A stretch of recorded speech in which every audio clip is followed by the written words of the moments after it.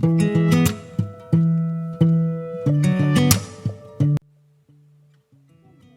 is Two Ladies Midwest Adventures.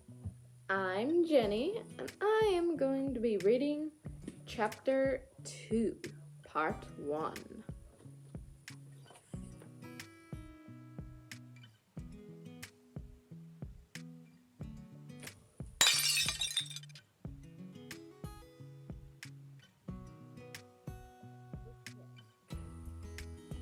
Part 1 of Chapter 2.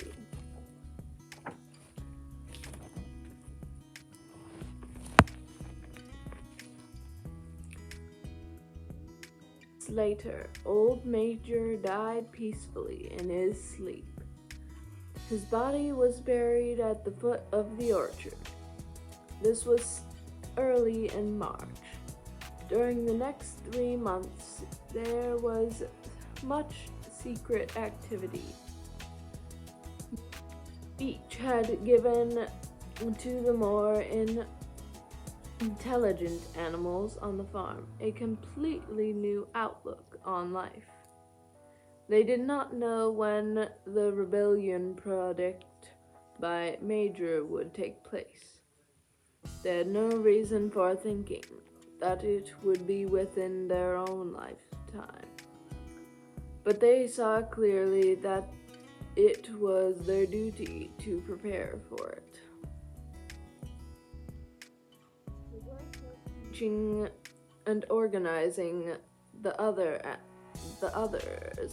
fell naturally upon the pigs.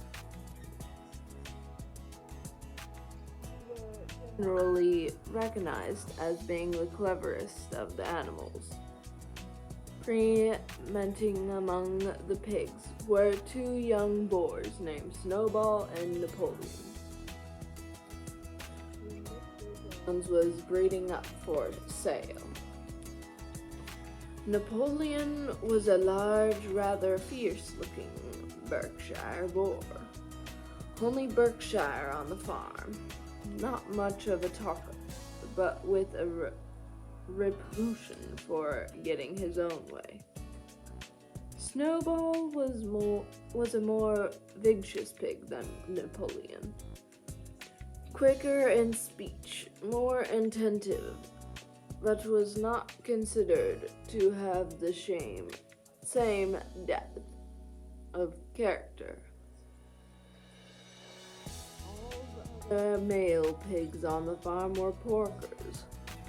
The best known among them was a small fat pig named Squealer, with round cheeks, twinkling eyes, nimble movements, and a shrill voice.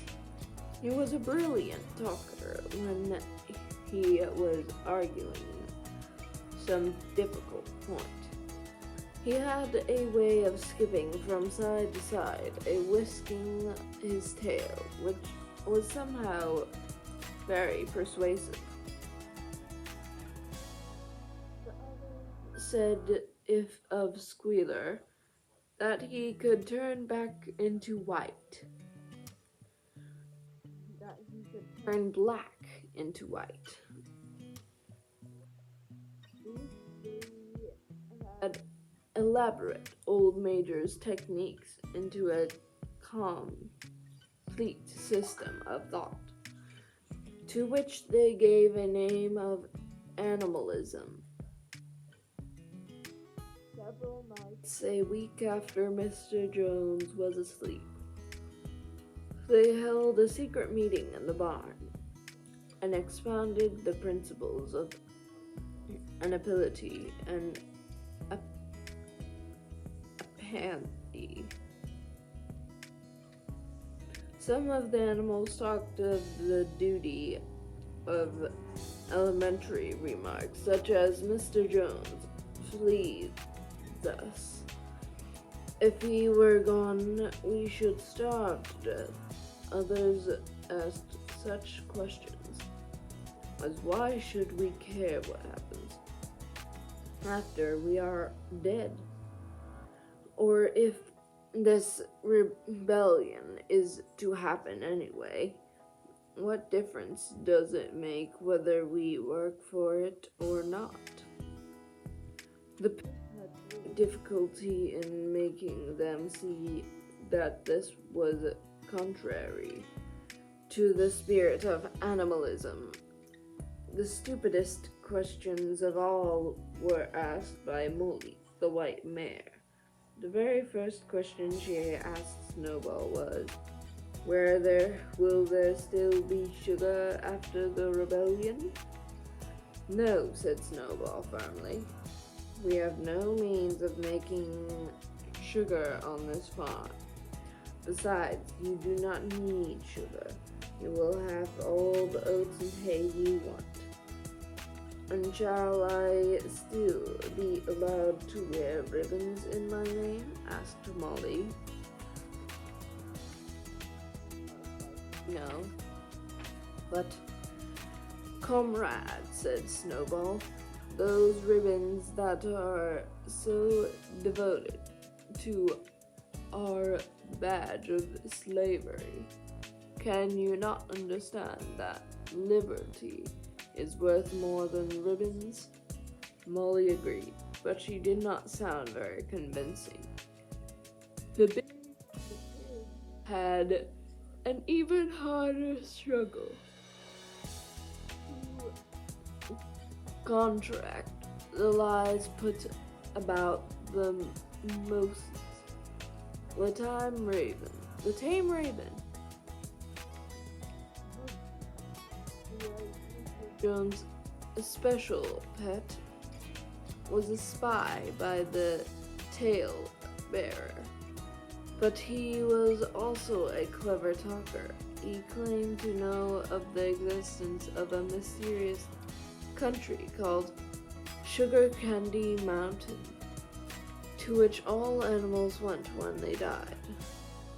It was situated where up in the sky, a little distance beyond the clouds, Moses said, in Sugar Cane Mountain, it was Sunday 7 days a week. Clover was in season all year round. A lump of sugar and seasoned cake grew on the hedges. The animals hated Moses because he told tales and did no work, but some of them believed in Sugar Candy Mountain, and the pigs had to argue very hard to persuade them that there was no such place. Their most faithful disciples were two cockatoos, Boxer and Clover. Difficulty thinking anything out for themselves, but having once accepted the pigs as their teachers, they absurded everything that they were told and passed it on to the other animals. By simple arguments, they were unfailing in their absence at the secret meeting in the barn, and led the sing of Beasts of England, with which the meetings always ended. Now, as it turned out, the rebellion was achieved much earlier and more easily than anyone had expected. In the past years, Mr. Jones, although a hard master, Dad. Oh, got it. Now it turned out the rebellion was achieved much earlier and more easily than anyone had expected.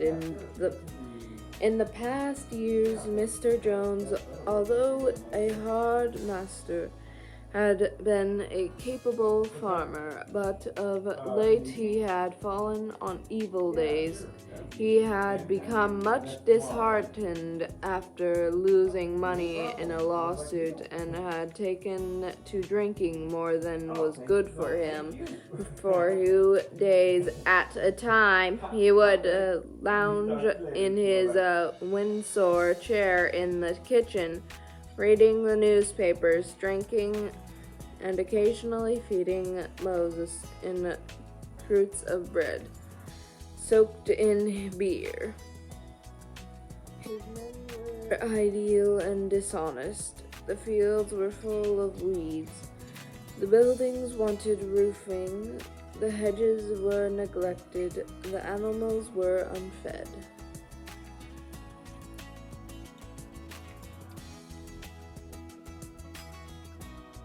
Came and the hay was almost ready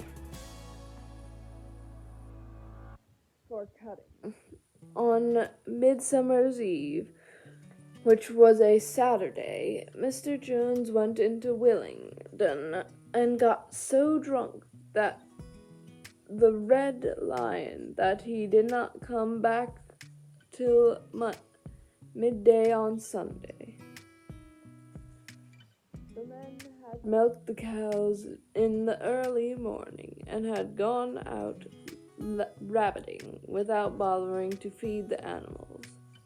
When Mr. Jones got back, he immediately went to sleep on the drawing-room sofa with the news of the world over his face, so that when evening came, the animals were still unfed. At least they could stand it no longer. One of the cows broke in the door of the store shed with her horns, and all the animals began to help themselves from the bins. It was just then when Mr. Jones woke up. That next moment he and his 4 men were in the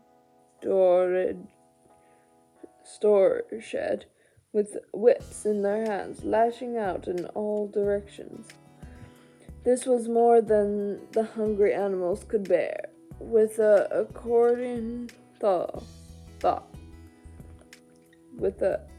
accord thought, though nothing of the kind had been planned beforehand, they flung themselves upon their tormentors. Jones and his men were suddenly found themselves being butted and kicked from all sides. The situation was quite out of their control.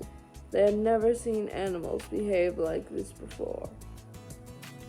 And this sudden uprising of creatures whom they were used to thrashing and maltreating was just they chose frightened them out of their wits.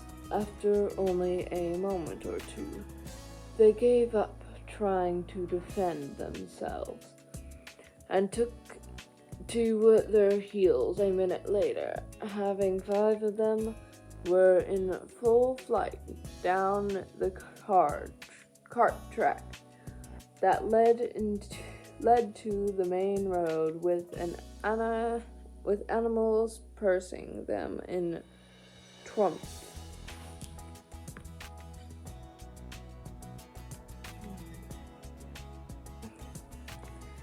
Mrs. Jones looked out of her bedroom window and saw what was happening. Hurriedly flung a few possessions into a carpet bag and slipped out of the farm by another way. Moses sprang off his perch and flapped after her, croaking loudly. Meanwhile, the animals had chased Jones and his men out the road and slammed the 5-barreled gate behind them. And so, almost before they knew what was happening, the rebellion had been successfully carried through. Jones was expelled, and the Manor farm was theirs. minutes, the animals could hardly believe in their good fortune, for their first act was to gallop in a body right round their boundary of the farm. 5, 4, 3, 2, 1. Beep. Okay, now I can finish my sentence. As though to make quite sure that no human being was hiding anywhere upon it, they raced back to the farm buildings and wiped the last traces of Jones' hated region. The harness room at the end of the stables was broken open. The bits of nose rings, the dog chains, the cruel knives, which Mr. Jones had been used to castrate the pigs and lambs, were all flung down as well.